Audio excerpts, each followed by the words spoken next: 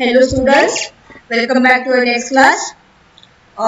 This will we are only remains two bit of unit number 6, and after these two lecture we will complete our syllabus for the last 3 units. ठीक आहे.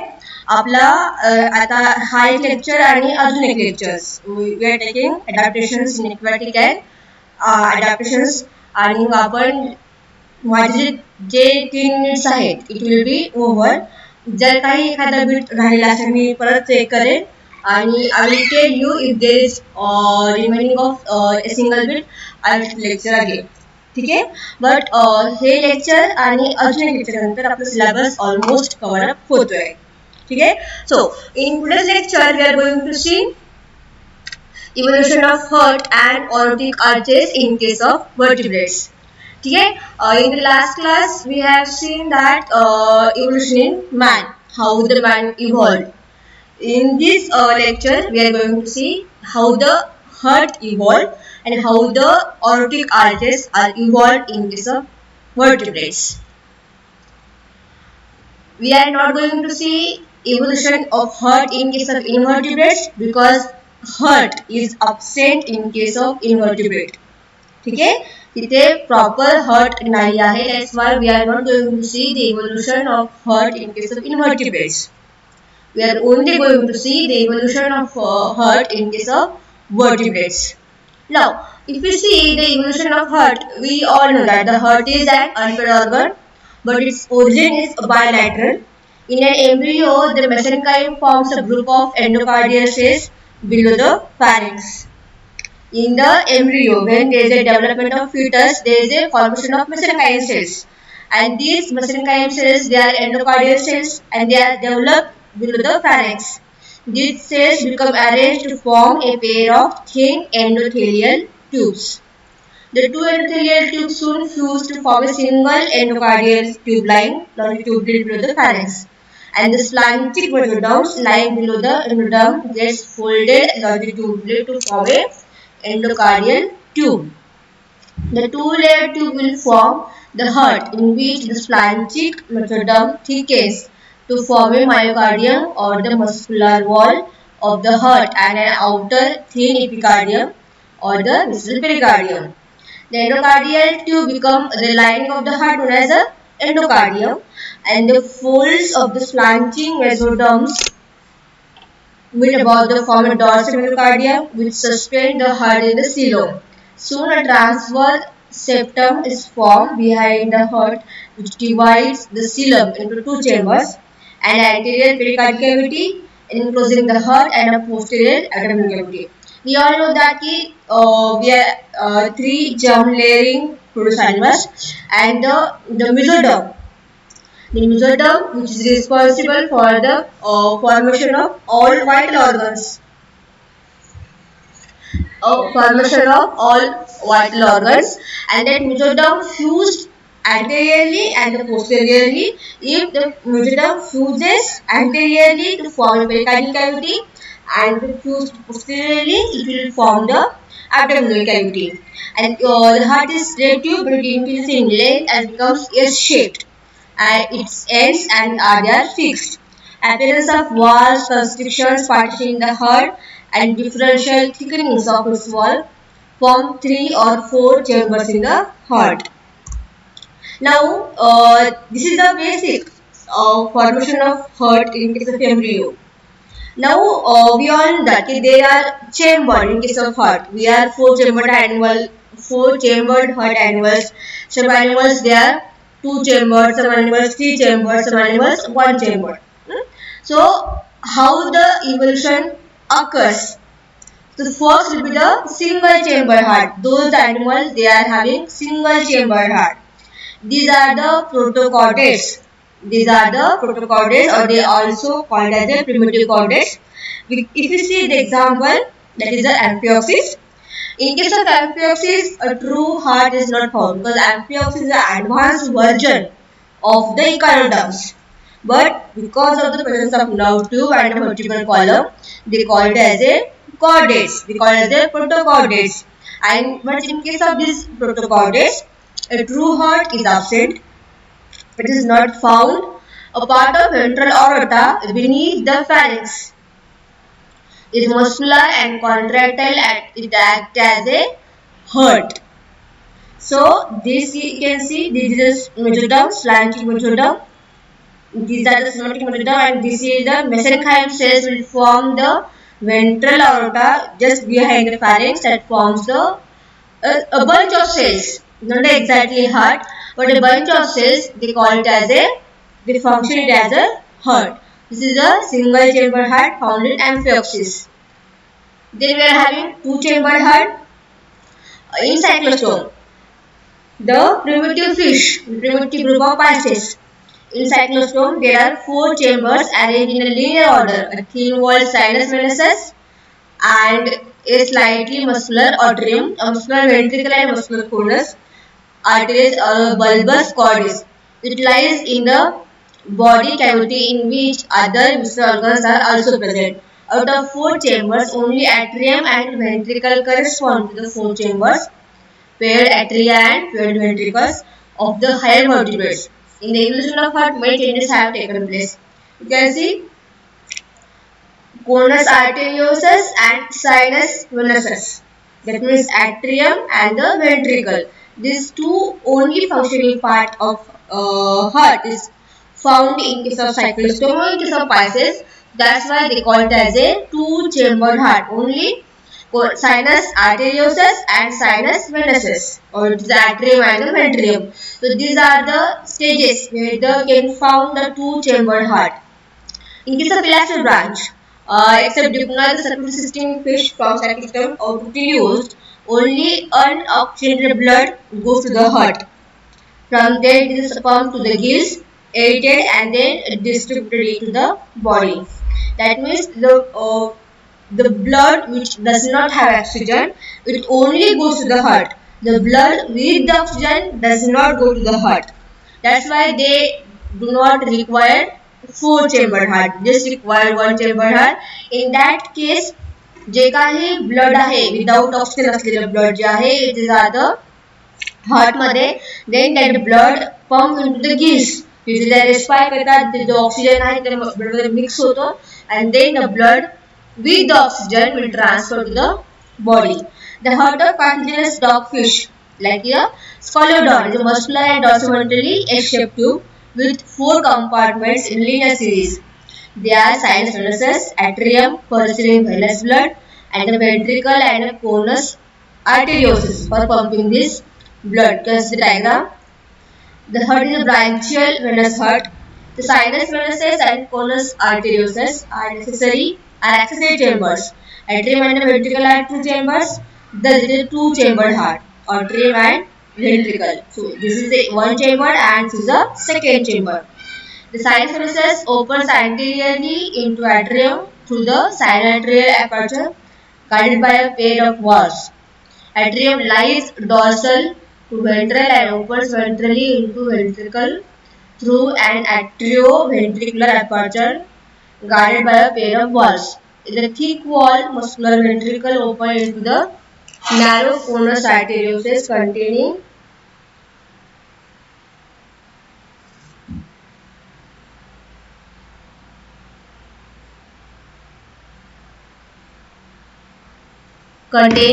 barbs into two series. A teleost, that is a bony fish. जसे की आपल्या we are having पटला लेगो, these are the teleost fish. The teleost, their heart resembles that of Liswat. In teleost, the conus is reduced and has a single pair of valves. The proximal part of ventral aorta closest to conus becomes greatly enlarged and thick walled, called bulbous arteriosus. It is elastic and dilate at the time of ventricular contraction. The heart thus to chamber with the single circulation of blood. Then three-chambered heart. In dipnones, a septum goes into atrium, into right and left chamber. This is correlated with the use of swim bladder as an organ of respiration and represent the first step toward the development of double-type circulatory system, whereby both oxygenated and unoxygenated blood enter the heart and are kept separate. Blood from right auricle of the lungfish passes into the right ventricle right auricle to the right ventricle and incorporate to the primitive lung, like gas bladder or pulmonary arteries, which branch off from the sixth pair of aortic arches. The oxygenated blood returns to the left atrium by way of pulmonary veins like amphibians. So the amphibia truly belongs into the three-chambered heart. In case of amphibians, the dorsal atrium shifts anterior to ventricle. The sinus venuses opens into the right atrium. You can see here dorsally and not posteriorly. The atrium is completely right and left chamber and has no foramen oval in the interauricular septum. Pockets develop into the ventricular cavity. The conus arteries divided into the systematic and pulmonary vessels by a spiral valve. In lung, less salamanders, the anterior septum is incomplete and pulmonary veins are absent. In case of reptiles, the heart is further advanced. The atrium is always completely separated into right and left chamber, and in many forms of the sinus venuses is incorporated into the wall of the right atrium. The ventricle is also partly joined by a septum in most reptiles, and in the alligators like crocodiles, completely two-chambered. That means that oxygenated blood coming from the lungs to the left side of the heart is essentially separated from the non-filtered blood from the body to the right side. Thus, in crocodiles, the two types of blood is completely separated and nearly complete in the reptiles. But some mixing does occur in the other parts of the system. You can see here. Look, this हे एक आहे, हा एक आहे आणि हे incomplete division आहे. You can see in case of reptiles this is a incomplete division. In case of amphibia this is a you can see right auricle left auricle आणि हा काय वेंट्रिकल आहे. In case of reptiles you can see here right auricle left ventricle right ventricle left ventricle. म्हणजे काय आहे की हे incomplete four chamber आहे. There is a partition but the partition is a very small. The embryonic conus arteries is split into three instead of two vessels. Pulmonary arch carrying blood to the lungs from the right side of the ventricle. Right systematic aorta carrying blood from the left side of the ventricle to the body. You can see. Here blood इकडने येणार.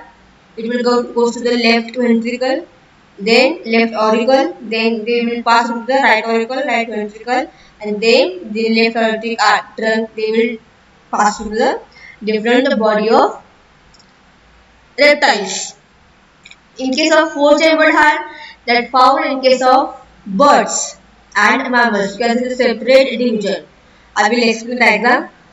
Now you can see in case of diploid fish, in case of teleost or the bony fish, only ventricle arterial and atrium आहे आणि ventricle आहे. In case of diploid fish, those are the about mammal, like they are having incomplete three chamber. They are having right auricle, left atrium, right ventricle, left ventricle, but there is a not a complete partition is occurs. So they are the two chambered heart. In case of amphibians, the right auricle, left auricle, and a complete ventricle. So this is a three chambered heart. Then in case of reptiles, there is a partition. Partition does occur in case of ventricle part, but there is not complete division or the partitions occurs. So they are having three chambered heart. And in case of birds and mammals, we are having completely four chambered heart. In case of birds, the ventricle is completely into two. You can see into two, so that the heart is four chambered. Two auricle, two ventricle. There is a complete separation of venous and arterial blood systems. The systematic aorta leaves the left ventricle, carries the blood to the head and body, while the pulmonary artery leaves the right ventricle and carries blood for the lungs for oxygenation. Thus, there are double circulation in which there is no mixing of blood at any place. The sinus venuses is completely incorporated into right auricle, which receives two precavals and a postcavals.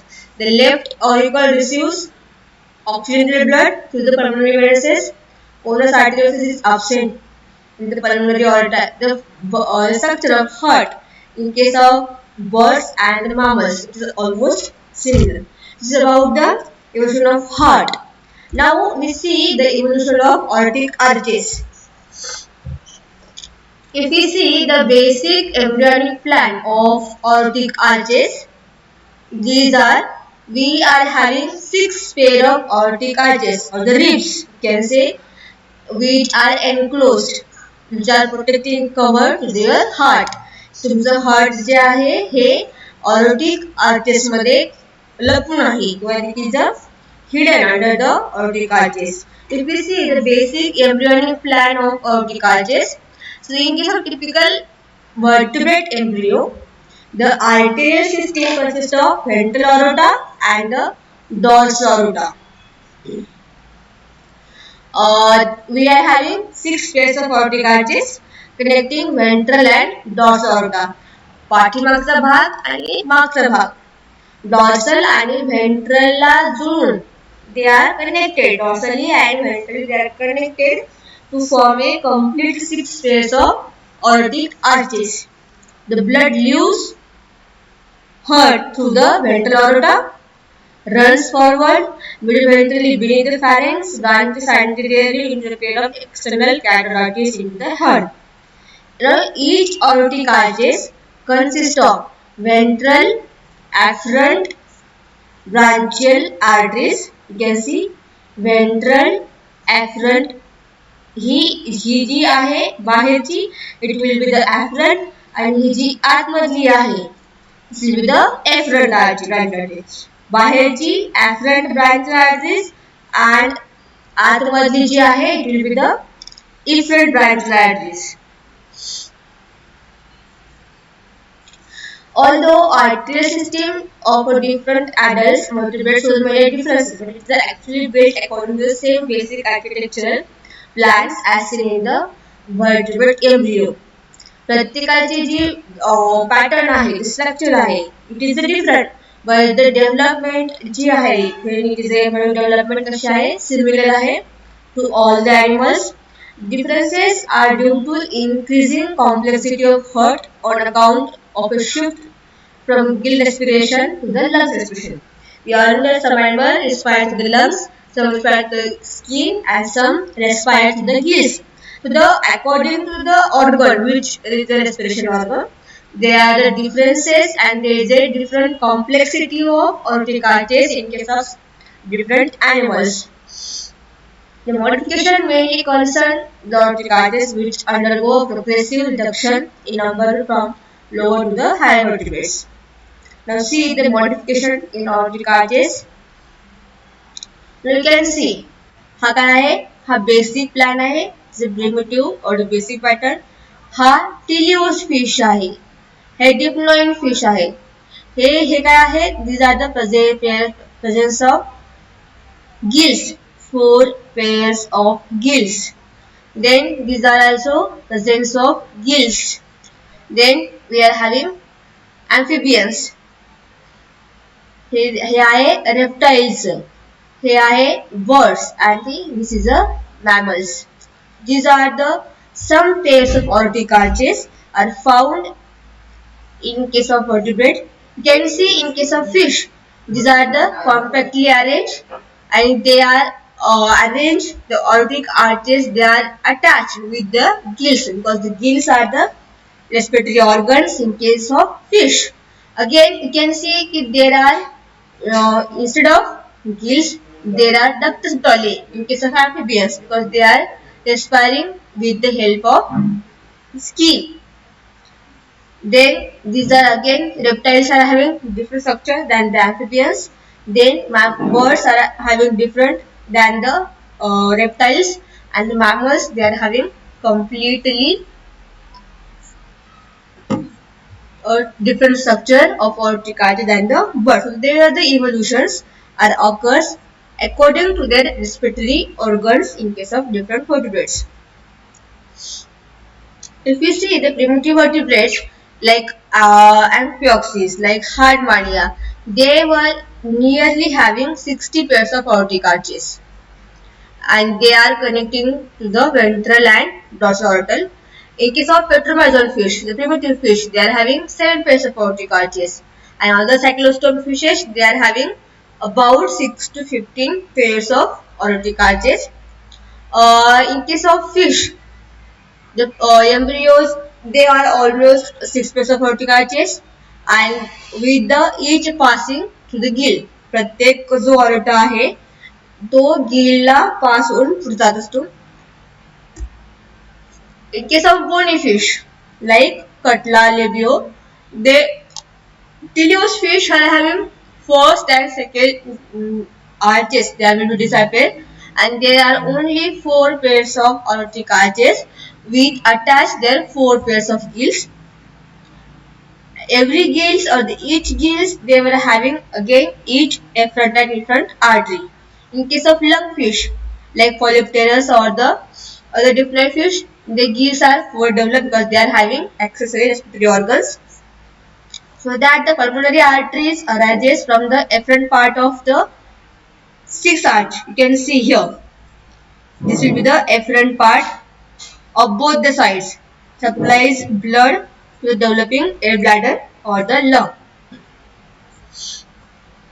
Now in case of tetrapods, there is no true internal gills are found. So the aortic arteries do not break up into afferent and efferent. The afferent arteries and the efferent arteries, they are only found in case of fish. But in case of tetrapods like amphibians, like reptiles, birds and mammals, they do not having true gill. Although amphibians on the larval stages, जेव्हा larva tadpole larva असतो, that larva is found with the gills. But in case of tetrapods, they do not having true internal gills. So they do not having efferent and efferent arteries. And in case of tetrapods, the first and second arteries, they are disappear. Those are present in case of fish.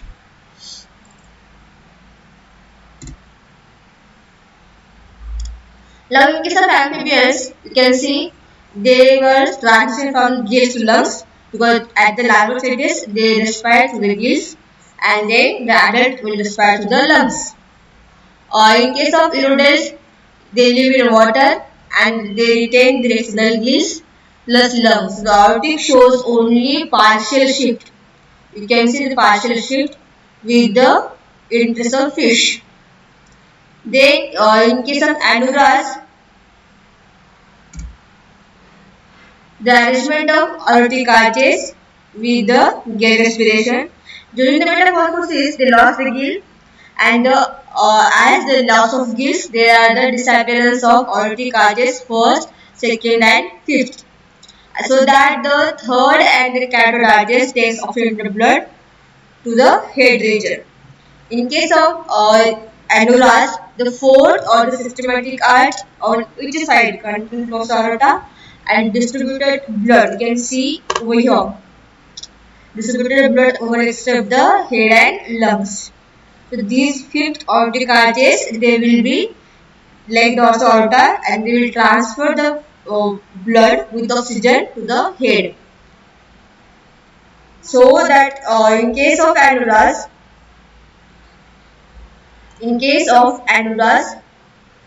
adults, they will only functional arches are the third, fourth, and sixth.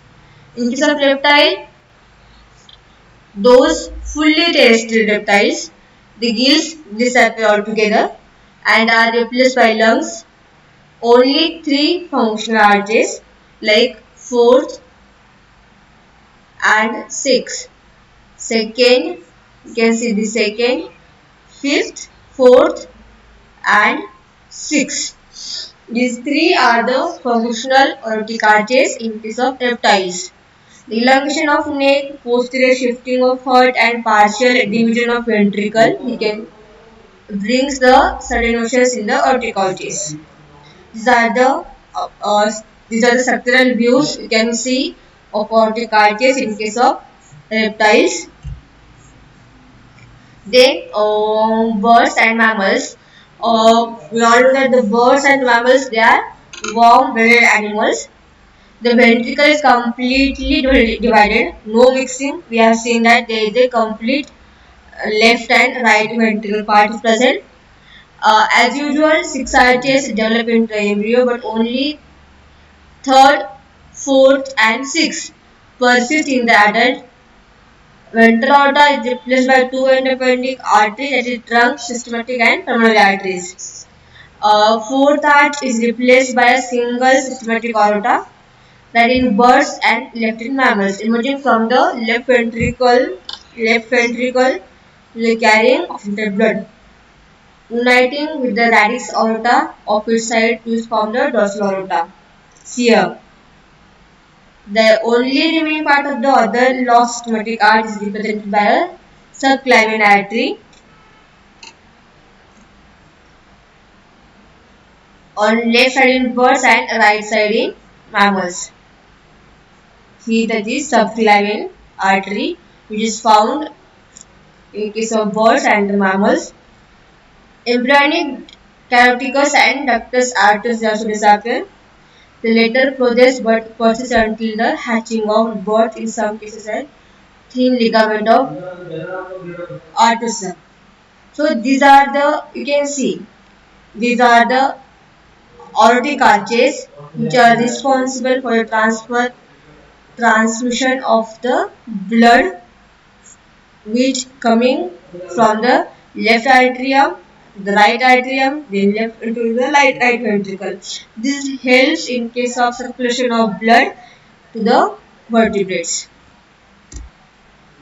This is about the evolution of heart and the evolution of aortic arches in case of vertebrates. In the next class, we are going to see adaptations in the aquatic and animals. We'll see you in next class. Thank you.